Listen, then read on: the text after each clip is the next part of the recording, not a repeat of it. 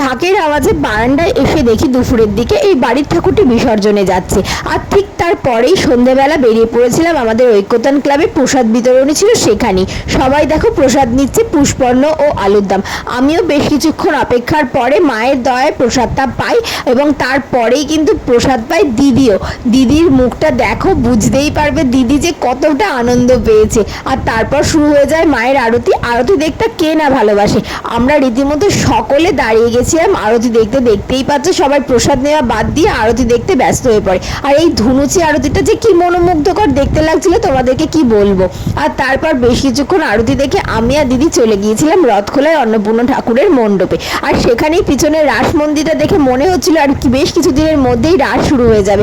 যাই হোক, তারপর আমরা দুজনে একটু পাগলামি করছিলাম, সেটা দেখো।